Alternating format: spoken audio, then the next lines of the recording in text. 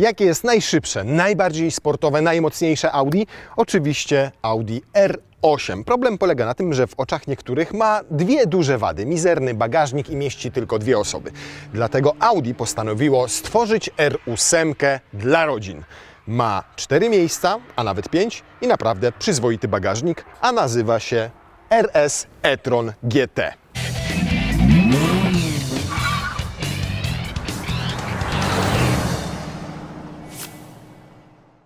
Oczywiście możecie śmiać się z porównania do R8, bo to dwa kompletnie różne samochody. Natomiast wyobraźcie sobie, że jest ten RS e-tron GT produkowany dokładnie na tej samej linii produkcyjnej, co R8. Nie, że na taśmie obok, tylko jeden za drugim. A to świadczy o tym, że bardzo poważnie Audi do niego podeszło i ma to być wizytówka firmy na nowe, elektryczne czasy. I jest to kawał samochodu. Raz, dwa, 3, 4, 5 metrów bez 1 centymetra. To oznacza, że jest tylko centymetr krótsze od przecież wielkiego Audi A8. W dodatku jest 4 centymetry od niego szersze, a rozstaw kół to tylko 3 centymetry mniej niż w Audi RS7. Nie widać tego kompletnie na zdjęciach, natomiast w rzeczywistości to jest po prostu bardzo długie auto, przy czym bardzo niskie, bo jest niższe niż RS7 o 3 centymetry i ma tylko 1,40 m. Zobaczcie, tyle.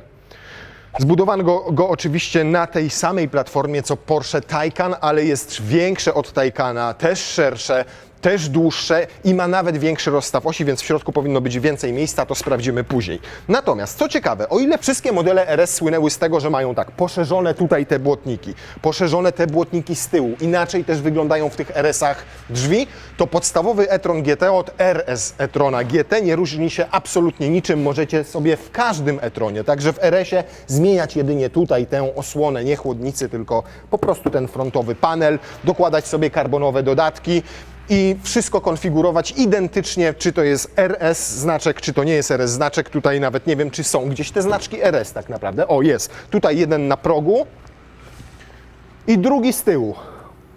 Silny, aleś utytłał to auto znowu, no i nie umyłeś na zdjęcia. Proszę. Ale dobrze ci się nim jeździło, prawda? I ma oczywiście pakiet czarny z połyskiem, czyli te czarne logo Audi, czarne RS, czarny napis e-tron GT. Nawet ceramiczne hamulce, które ten egzemplarz tutaj ma, też możecie zamówić do zwykłego e-trona, bo do wyhamowania jest tutaj 2 tony 400. Z przodu wówczas ta ceramika ma średnicę 42 cm i aż 10-tłoczkowy zacisk, żeby te 2,5 tony zatrzymać. Felgi mogą mieć 21, 20 albo 19 cali. Te są 21 cali ze względu na ceramikę. Zobaczcie, jakie tutaj są odległości między zaciskiem a felgą. Tam kurna włos łonowy ledwo by wszedł. Natomiast oficjalna komunikacja Audi jest taka, że te 21-calowe mają za zadanie przede wszystkim zajebiście wyglądać. 20-calowe są najbardziej opływowe, natomiast 19-calowe są najlżejsze, ponieważ tylko z przednich kół zdejmują 12,5 kg wagi względem tych 21. Na chłopski rozum wybrałbym 20-calowe, czyli te najbardziej opływowe. A dlaczego? Ponieważ cały samochód zaprojektowano w zasadzie w tunelu aerodynamicznym.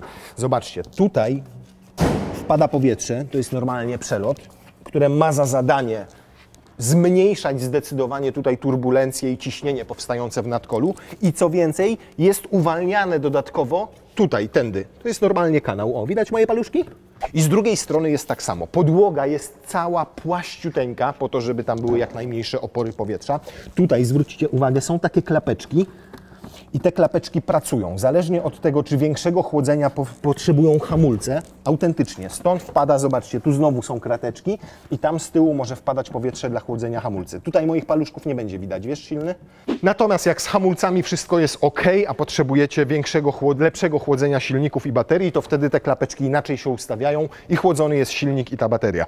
Tutaj to przetłoczenie na drzwiach i na błotniku też ma wartość aerodynamiczną, ponieważ inaczej opływa powietrze samochód. Efekt tego jest taki, że CX, czyli opory, jakie stawia ten samochód, to tylko 0,24. Jest to jedno z najbardziej opływowych współczesnych aut na rynku. Zwróćcie uwagę na dach. Tutaj jest karbonowy. W serii dostajecie szklane okno i opłaca się ten karbon kupić, bo to szklane okno, które jest w serii, nie ma zasłonki. Trochę ogranicza też miejsce nad głową. Jak macie karbon, to macie niższy środek ciężkości, ale musicie wydać 18 000 złotych. Wracając do tego błotnika, on był podobno, konstruktorzy mówią, bardzo skomplikowany w obróbce, bo to jest aluminium. Wszystko jest tutaj z aluminium, poza karbonowym dachem. I zobaczcie tutaj, jakie to jest specyficzne przetłoczenie. Cały napęd rozwiązano tutaj identycznie jak w Taycanie. Bateria ma 84 kWh netto pojemności, czyli takiej użytecznej i jest płasko w podłodze. Z tyłu mamy jeden silnik elektryczny, z przodu mamy drugi silnik elektryczny. Natomiast to, czym chwali się Audi, to to, że mamy tutaj więcej miejsca w środku w związku z tymi większymi gabarytami auta. Niestety nie widać tego po bagażniku, bo dla odmiany jest mniejszy niż w Taycanie. W Taycanie ma 366 litrów, tutaj jest ich 350. I tu jest taka jeszcze, półeczka, jakiś schowek. Niekoniecznie na kable, ponieważ kable w tym wypadku mieszczą się zupełnie gdzie indziej, bo auto ma drugi bagażnik również z przodu.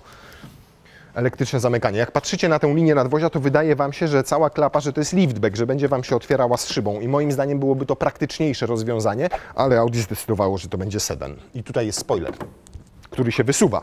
Zobaczcie, gdzie umieszczono do przedniego tak zwanego franka przycisk. Tutaj. Zupełnie inaczej. Po co?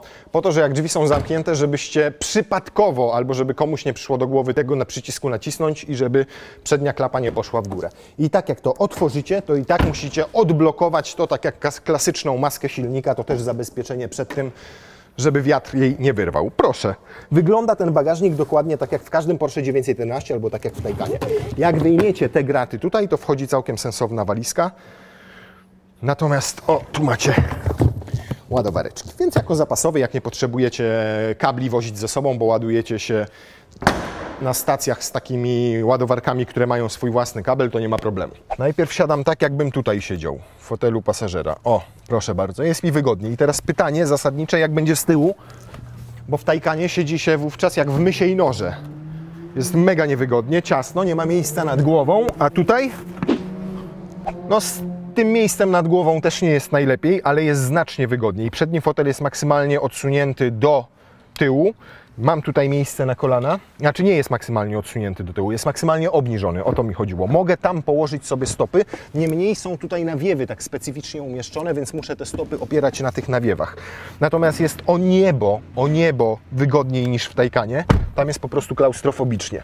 Macie oczywiście tutaj podłokietniczek z cup holderem, takim dosyć ordynarnym, otwartym. Wolałbym, żeby jednak tutaj nie mieścił się łokieć, tylko żeby to było przykryte albo wysuwane tutaj. Jest jakiś rękaw na narty, cokolwiek? Patrzcie pan, ty, kurde, on ma normalnie składane fotele. Więc możecie sobie, jak jedziecie we dwójkę, ładnie powiększyć bagażnik. Wtedy podłoga tutaj jest całkowicie płaska. Wszystko to jest dobrze wykonane, nawet z tyłu ta półeczka jest zrobiona z alcantary, podsufitka z alcantary, to oczywiście wszystko zapewne są opcje jak to w Audi. Te okienka tutaj są takie mizerne, tak naprawdę kątem oka widzę tylko to, a siedzę w czołgu, jakbym wyglądał przez wizjerek w czołgu. Wspominałem Wam już o tych dwóch silnikach, łącznie ten z przodu i ten z tyłu generują 598 koni mechanicznych i 830 albo 840 Nm. Sprawdźcie sobie na stronie Audi. Natomiast ten z przodu jest trochę słabszy, a ten z tyłu jest trochę mocniejszy, po to, żeby samochód był bardziej nadsterowny niż podsterowny. Nadal ten napęd Audi nazywa Quattro, ale to już nie jest takie prawdziwe Quattro, potem Wam wytłumaczę, na czym polega różnica. Natomiast te 598 koni mechanicznych jeszcze można podciągnąć do góry, bo jest tutaj coś takiego jak procedura startu i wówczas włącza się e-boost. Ten e-boost powoduje, że chwilowo przez 2,5 sekundy macie 646 koni mechanicznych i prawie 900 Nm. Nadal jest to mniej niż w Porsche Taycanie, chociaż tak jak mówiłem, platforma jest dokładnie ta sama, rozwiązania te same. Prawdopodobnie zrobiono to po to, żeby jednak te dwa auta się ze sobą nie kanibalizowały. Tutaj, jak widzicie, jest taki fejkowy dyfuzor i nie ma co ukrywać, że to nie działa, bo to są za płytkie płetwy, za płytkie tutaj i za małe, żeby to cokolwiek dawało, ale de facto nie ma takiej potrzeby, ponieważ cała podłoga jest płaska. Jak postawisz kamerę na ziemi, to może będzie widać. Calutka, jest płaściutka, w związku z czym i tak powstaje tam wystarczająco dużo podciśnienia, żeby samochód przystać do drogi. Jeszcze dodatkowo otwiera się ten spoiler, który powoduje tam trochę docisku na tej tylnej osi. Wygląda inaczej niż każde inne Audi i powiem Wam szczerze, o ile na zdjęciach wygląda, szczególnie z tyłu, jak taka rozdeptana żaba, której flaki wyszły jeszcze bokami, to kurde, na żywo jest to po prostu bardzo ładny samochód. Moim subiektywnym zdaniem. Bardzo chciałbym sprawdzić teraz te 646 koni mechanicznych. Niestety musimy trochę odwrócić kolejność. Zawsze najpierw tor. Dzisiaj najpierw będzie jazda po wsiach i po miasteczkach, ponieważ silny, który wczoraj przyjechał tutaj e-tronem, nie naładował go. Mamy zasięg na 150 km. Co prawda, jak widzicie, jest teraz podłączony do prądu, ale tutaj są tylko takie ładowarki o mocy 15 kW, więc ładowałby się z nich jakieś, ja wiem, 6-7 godzin. Więc to trochę za dużo, ale zobaczcie, tam już przygotowują specjalnie dla karoserii oczywiście i dla wszystkich, którzy chcieliby przyjechać elektrykiem na tor, superchargery na Silesia Ringu. Takie o dużej mocy. Chyba ze 100 będą miały kilowatów. Ale my teraz pojedziemy na taką jeszcze szybszą ładowarkę. A potem wrócimy na tor. O, i to jest fajne. Człowiek wsiada i automatycznie samochód jest włączony. Wystarczy, że macie kluczyk w kieszeni i nie musicie wciskać start-stop, tylko wrzucacie bieg i od razu można ruszać. O, słychać dźwięki, więc chyba jedziemy w trybie Dynamic, tak? Jak sobie wejdziemy Efficiency, to się robi cichuteńko. A, musimy wiedzieć, gdzie jedziemy. No dobra, to jedziemy na tą szybką ładowarkę, nie? Ten Greenway nas interesuje i tam sobie jedziemy. Nie ma gdzie położyć telefonu. Nawet, słuchajcie, o ile w większości normalnych Audi macie tutaj prawdziwy podłokietnik, w którym mieści się ładowarka indukcyjna, to tutaj nic takiego nie ma, bo on jest płyciutki. O taki możecie, o taki jest tu. A nie, przepraszam, jest. Zobaczcie, jak to jest fatalnie rozwiązane. Tu jest ładowarka indukcyjna, więc żeby włożyć tam telefon, najpierw musicie to otworzyć, a potem wygiąć tak łokieć, przepraszam, silny, tam włożyć telefon, żeby w ogóle on tam mógł sobie leżeć. Kurna, wyjąć też nie idzie. Coś się wcisnęło, Siri się włączyło, ale rozwiązanie. Uwaga, progi omijamy, progi omijamy, progi omijamy. Widzisz, jak dobrze skręca? Pojemnik na graty, tu też tego telefonu nie zmieścicie, więc musi siedzieć tutaj, gdzie hardholdery. Co się teraz? Rozłączyło się? Jesus. Audi pozycjonuje RS-a e-trona GT jakie takie Gran Turismo, stąd to GT w nazwie, czyli samochód do pokonywania długich odległości. No niestety w przypadku tego auta te długie odległości oznaczają, że musicie robić sobie częstsze postoje, ponieważ, kurna, właśnie, słyszeliście? Taki mały garb i już lekko obtarło, ponieważ samochód w trybie Efficiency jest maksymalnie obniżony po to, żeby opory powietrza jeszcze zminimalizować. Więc nie da się w tym trybie Efficiency jeździć nawet po mieście, tam gdzie są progi zwalniające, większe dziury, bo wszędzie się obciera tą płaską podłogą o garby i o całą resztę. Więc najlepiej niestety w takich warunkach po prostu wejść w tryb komfort, ponieważ standardowo ma pneumatyczne zawieszenie i zobaczcie, teraz podnosi go aż o 2 poziomy. Widać to było? Tak, o. I teraz go podniósł do takich wartości, że jakbyśmy przejeżdżali przez ten próg, to byśmy nie obtarli, więc na co dzień lepiej nie używać tego Efficiency. On jest lepszy na autostradę, tam gdzie jest gładko, płasko i chcecie rzeczywiście oszczędzać tę energię. Wracając do tego oznaczenia, czyli Gran Turismo i tego, o czym wspomniałem, czyli że musicie robić dłuższe przerwy, jak jedziecie dłuższy dystans, ponieważ zasięg wynosi według WLTP, taki podaje Audi, 472 km. Tyle, że on w praktyce będzie nieosiągalny, musielibyście cały czas jechać 80-90 i wtedy może udałoby Wam się osiągnąć te prawie 500 km. Natomiast trochę bez sensu z tym Efficiency, że on się nie nadaje do użytku w mieście, czy właśnie na takich garbach, przez jakie przejeżdżaliśmy, ponieważ to w trybie Efficiency nie tylko zużywa mniej energii, ale też jest przednionapędowy. Głównie wtedy pracuje tam ten przedni silnik elektryczny. Tylny włącza się w trybie Comfort, albo jak zrobicie w trybie Efficiency tego, no, jak on się nazywa, co? O, i tak, jak wbijecie, tak, ależ on się trzyma nawet na takiej głowie. Coś szarpnęło, przepraszam bardzo. Krótkie ćwiczenie, proste. Jadę 60, tu mamy ograniczenie do 90. Patrzcie, 60 i uwaga, raz, dwa, 2 sekundy do 90 na godzinę. Od 60 do 90. 2 sekundy. Żadnej redukcji biegu, niczego, choć tutaj akurat skrzynia jest taka jak w Porsche Taycanie, czyli ma 2 biegi.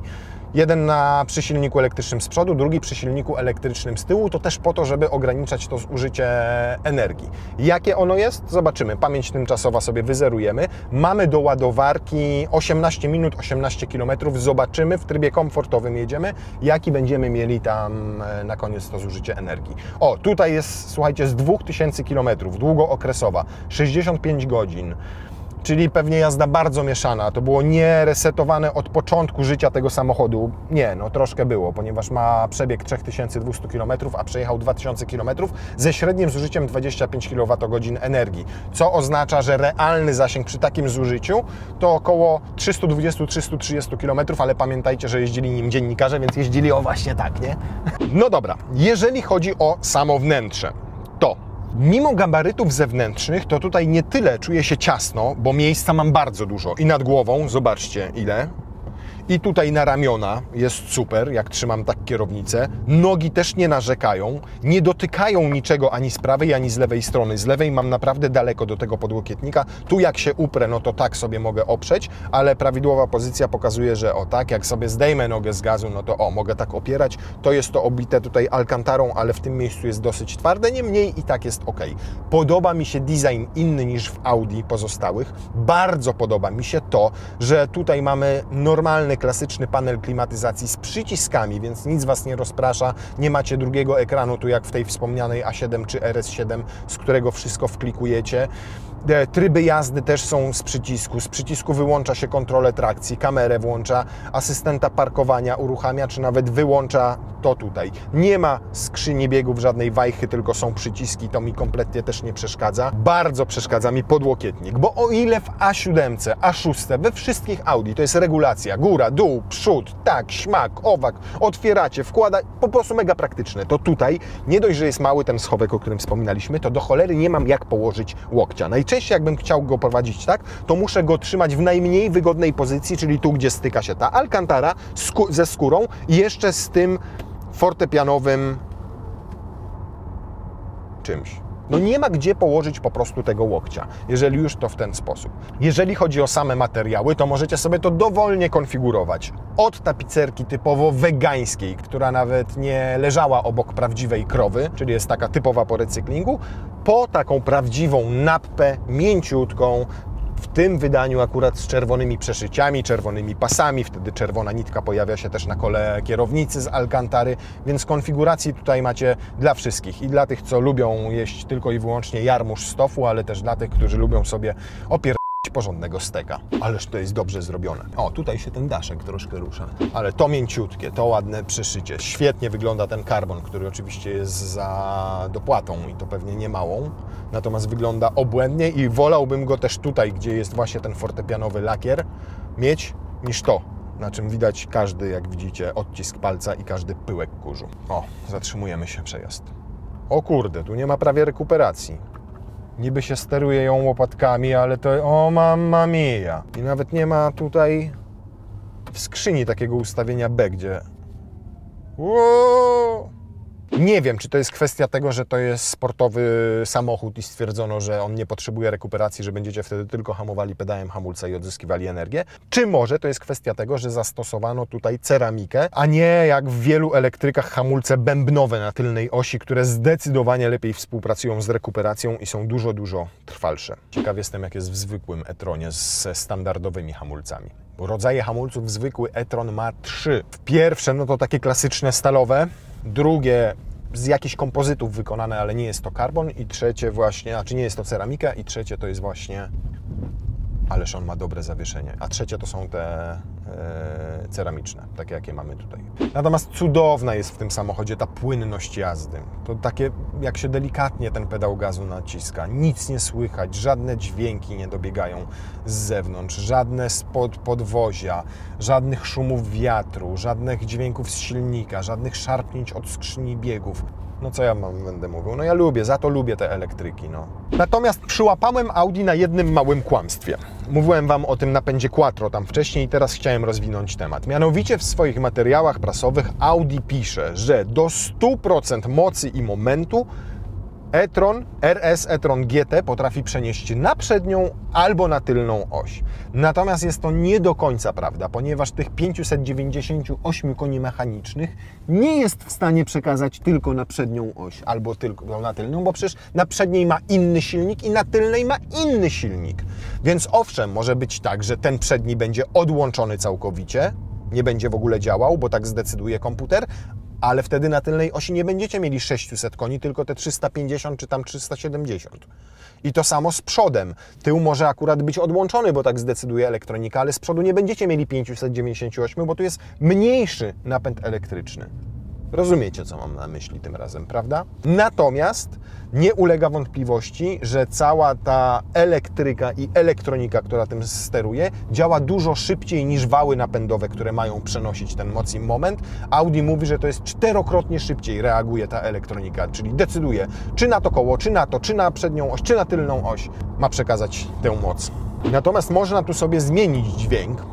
Mianowicie, jak sobie wejdziecie w Dynamic, to już będzie dźwięk. Jak wejdziecie w Individual, to możecie sobie zrobić na przykład efektywny napęd, zawieszenie komfortowe, a dźwięk ma być subtelny, wyważony albo sportowy. Zostaniemy sobie teraz w sportowym i będziecie słyszeli takie groźne jak V8 prawdziwa od Audi. Żartuję, nie, to jest taki dźwięk. Taki jest kosmiczny, ale jednocześnie powiem Wam szczerze, taki groźny, taki jadę, to ja, elektryk. I wjedziemy sobie na autostradę i to nam też da takie bardzo obiektywne spojrzenie na zużycie energii, bo teraz na tych bocznych drogach jechaliśmy cały czas tam 50, 70, tu 40, średnia to jest 45 na godzinę, średnie zużycie energii mamy 16 kWh. Jest bardzo dobre, bo to oznacza, że bylibyście w stanie w takich warunkach przejechać 500 km na luzie. Nawet więcej, 600 bardziej. 6 razy 16? No. Autentico. Bardzo dobre ma zawieszenie. Komfortowo, przyjemnie wybiera wszystkie nierówności. Masa własna robi swoje, bo to jest prawie 2,5 tony ze mną i z silnym i z energią w akumulatorach, więc bardzo ładnie wybiera. No dawaj, max 140 jest napisane. I zbliżam się do 140 i czuję opór na pedale gazu. Auto ma 140 tutaj wprowadzone i nie mogę więcej, 140. I mam wbitą nogę w pedał gazu. Nie pozwala mi, teraz dopiero jak zrobiłem taki ala kickdown, to przyspieszył. A tak to nie pozwala mi więcej niż 140. Zmienia się to w momencie, kiedy... Nie zmienia się. No, jak wchodzę w komfort, to nagle zaczyna jechać. A w efficiency jak jadę i go sobie obniży mi się, zobaczcie, zwolnimy do 130 paru znowu i nie dochodzi do 140 i koniec. Ale coś mi się wydaje silny, że sobie go teraz naładujemy, wiesz? I jak go sobie naładujemy, to spokojnie dojedziemy do granicy z Niemcami. Tam zrobimy sobie pomiar prędkości maksymalnej, bo jest jednym z niewielu elektryków, który rozpędza się do 250 km na godzinę. Włączyliśmy tempomat przy 140 i działa to tak jak we wszystkich innych Audi, czyli prawidłowo. Można puścić koło kierownicy, łagodnie sobie wchodzi łuk, idealnie po środku tego pasa ruchu utrzymuje. Nie zbliża się ani do prawej, ani do lewej strony. Nie ma stresowej sytuacji pod tytułem, gdzie czekacie, złapać czy nie złapać, bo za bardzo zjedzie Wam na prawo. Nie, po prostu jedzie prosto. Każe przejąć kierowanie, więc już uważam na ruch. Tu zjeżdżamy za 700 metrów. Proszę Pani, za 80 groszy to ja to auto ładuję na 15 km. 80 groszy. Tak, to 2 kWh. Jak zużywam, no tak 10 km na upartego bym przejechał. 15 jakbym jechał gdzieś tam bocznymi drogami. Teraz zobaczcie, średnie zużycie paliwa, tam chyba 6 km mieliśmy autostradą z 17, które przejechaliśmy i zbliżamy się do ładowarki. Mamy do niej dokładnie 2 minuty i 600 metrów, czyli to jest 22,7,5 kWh. Czyli można przyjąć, że spokojnie robicie nim te 350 do 400 km w takim codziennym użytkowaniu. Zimą będzie pewnie trochę gorzej, mimo że ma pompę ciepła, czyli odzyskuje energię cieplną z akumulatorów i z silników. Natomiast Audi się też chwali, że tutaj jest mega zrobione chłodzenie samej baterii i silników, bo one też wymagają chłodzenia, te elektryczne. No dobra. I słuchajcie, tutaj podobno jest jedna z pierwszych ładowarek w Polsce o mocy 350 kW. A Audi jest w stanie przyjąć 270 kW, ponieważ ma 800V instalację. Możecie je ładować zarówno z 400V, jak i 800V. Oba napięcia obsługuje. Natomiast z takiej ładowarki, podobno tej bardzo, bardzo szybkiej, ładuje się do pełna w zaledwie 40 minut. O kurna. Ja będę będzie... troszkę dłużej. Przynajmniej pół godziny, trochę dłużej nawet. Okej, bo to z tej szybkiej CCS, tak? Pan ładuje i to ona ma teraz tutaj 350? No, a fajnie by było. To jest 90, ale 75 A, daje. okej. Dobra, dziękujemy. Widzicie, i tak to jest z tymi ładowarkami. Okazuje się, że tutaj to była tylko taka 90 kW, która dawała prąd de facto o mocy 75 kW. Nie zmienia to faktu, że coraz więcej pojawia się tych ładowarek 350 albo 270 kW i one są w stanie e-trona do pełna naładować w 40 minut, a od 0 do 80% w zaledwie 22 minuty. I to już naprawdę robi się sensowne. Na razie są tylko 4 takie ładowarki, jakieś 40-50 km stąd okazuje się jest ta 350 kW, tu jest tylko 90, nie będziemy tu się ładowali, wrócimy sobie na tor i tam podłączymy go na te 6-7 godzin do zwykłego gniazda tego 15 kW. Trudno. No dobra, jesteśmy na torze i Audi twierdzi, że zrobiło absolutnie wszystko, żeby ten samochód w takich warunkach też prowadził się jak RS, czyli sportowo. Możecie sobie zamówić tutaj nie tylko ceramikę, ale też tylną skrętną oś, którą mamy w tym egzemplarzu. Jest też szpera na tylnej osi, więc wszystko wygląda na naprawdę solidnie przygotowane. I przy procedurze startu podobno potrafi zrobić 0-100 w 3,3 sekundy, ale testy pokazują, że w rzeczywistości jest to jeszcze wyższa prędkość. Ale oczywiście najważniejsze to jest ten jeden silnik elektryczny z przodu i drugi silnik elektryczny z tyłu, które mają sprawiać, że jest tutaj więcej nadsterowności niż podsterowności. Prędkość maksymalna to 250 km na godzinę i zobaczcie, tutaj już mamy 220, 233 i hamowanie na ceramice. Wyrobiłem się? Ja pitole, to jest sportowe auto. Jak on skręca, jak on jedzie. Czuć jedynie w tych zakrętach i przy hamowaniu, że to jest kolosalna masa. Same baterie tutaj ważą, uwaga, 700 kg. A całe auto jest o 300 kg cięższe niż RS7. Ale to nie zmienia faktu, że po prostu jeździ po zakrętach jak porąbane. Natomiast nie jest tak skuteczne jak Taycan. Jest tutaj znacznie więcej podsterowności. Natomiast jeździłem tutaj po tym torze również Taycanem Turbo S i mam wrażenie, że Taycan był zdecydowanie bardziej zwinny, jakby lżejszy, jakby lepiej potrafił pokonać te zakręty. Ten samochód sprawia wrażenie bardziej ociężałego. Jest taki mniej zwinny po prostu, natomiast jest pierońsko szybki na prostych, pierońsko. 200 tutaj w tym zakręcie i czuć tę tutaj trochę większą podsterowność niż w Taycanie. Ciekaw jestem, jak będzie, jak wyłączę mu kontrolę trakcji.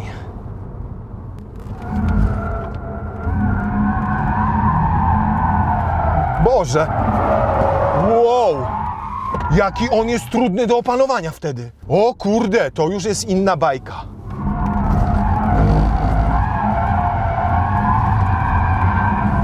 No żadnym Audi jeszcze nie udało mi się wykręcić bączka. Mają tak skuteczne napędy quattro, że nie jesteście w stanie tam do końca zerwać przyczepności tej tylnej osi. A tutaj mi się to udało, także wykręciłem bączura.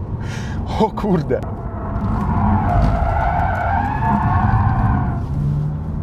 Auto jest świetnie wyważone, 50/50. Ewidentnie czuć, że ma niski środek ciężkości, ale jednocześnie czuć też, że ma skubane naprawdę ogromną masę. 700 kg ważą tutaj same akumulatory. Jest o 300 kg cięższe od Audi RS7. Czuć jest to szczególnie właśnie w tych zakrętach, bo ile środek ciężkości jest naprawdę niski, to samochód nie to, że się przechyla, ale czuć jest najzwyczajniej w świecie, czuć jest po prostu tę masę tutaj. Na papierze RS e-tron GT przyspiesza do setki w 3,3 sekundy, a 200 robi w 10,8 sekundy. i zaraz to sprawdzimy. Nie będzie to do końca miarodajny pomiar, ponieważ tu jest lekko pod górkę ten tor w tym miejscu, ale może się uda cokolwiek obaczyć. O, ależ zamieliły koła. 3,8 pod górkę. Jeszcze jedna próba. Tu jest prosto. Jezusie. 3,4. Wiem, że czasami zdarza się, że potrafią niektórzy zejść do 3,1-3,2 sekundy. To są wyniki na poziomie Audi R8. Reasumując, mamy tutaj Audi, które jest naprawdę świetne w codziennym użytkowaniu. Bardzo dobre, komfortowe, przyjemne, w miarę ekonomiczne, w sensie mało prądu zużywa przy normalnej jeździe, więc te 350-400 km przejeżdżacie. Z drugiej strony jest w cholerę szybkie, natomiast też czuć jego masę w zakrętach. Jednak różni się od Taycana przede wszystkim tym, że tamten samochód został stworzony głównie do sportu. Inaczej jest tutaj zrobione zawieszenie i to wyraźnie czuć. Jest cięższy, też to wyraźnie czuć. Jest bardziej podsterowny niż Taycan i też to czuć. Natomiast jest 200 000 złotych tańszy niż Taycan Turbo S i kurna takiej frajdy potrafi dać naprawdę mnóstwo.